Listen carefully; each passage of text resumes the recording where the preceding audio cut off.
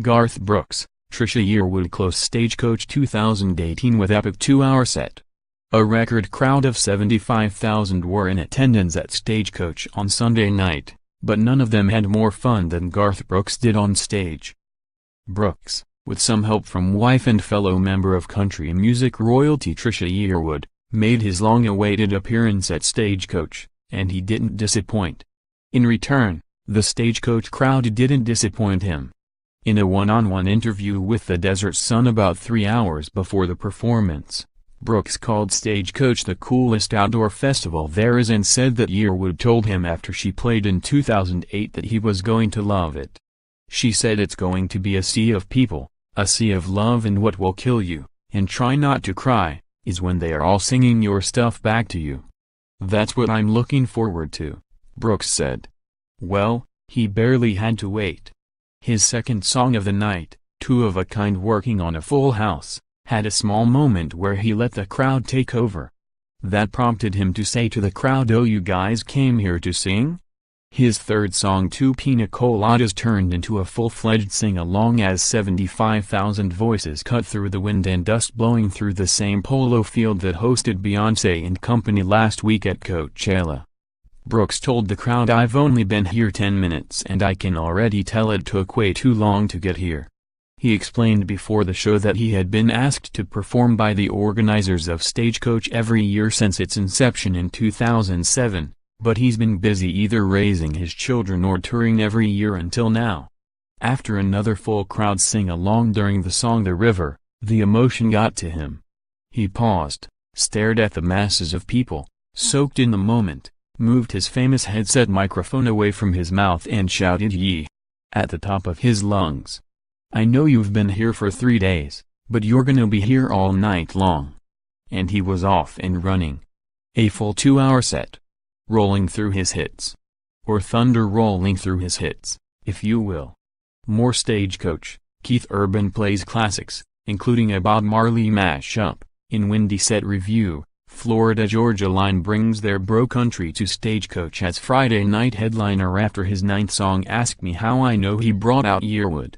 She had the crowd roaring and singing along during her hits 30s and O's, An American Girl, and How Do I Live, and She's in Love with the Boy.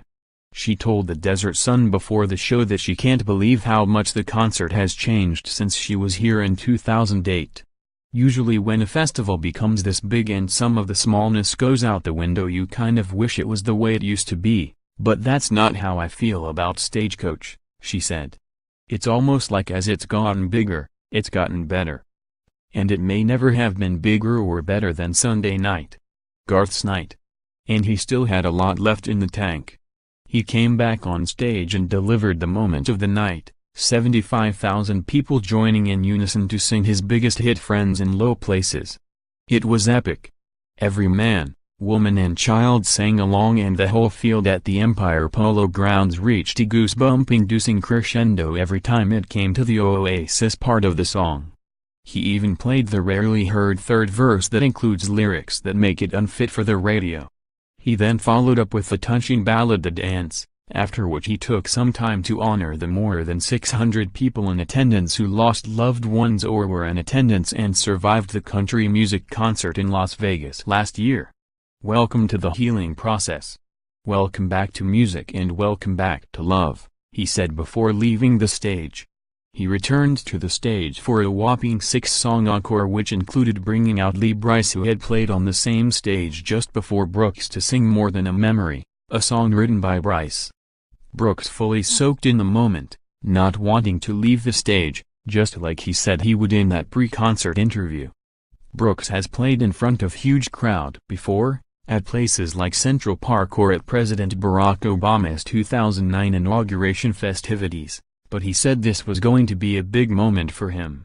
"The main thing is this, if it's 5 people or 500, it's still about connecting one-on-one. It just always is. You are lucky to step out in front of crowds of size, but what I have found is the larger the size the more they act as one, which is weird but it's fabulous," he said. "Because you can get the left side going against the right side, and if you can get these people playing with each other, then, game on. It's going to be fun." Brooks' game plan was to dig in and make a meal out of his Stagecoach moment. This kind of setup is an artist's dream.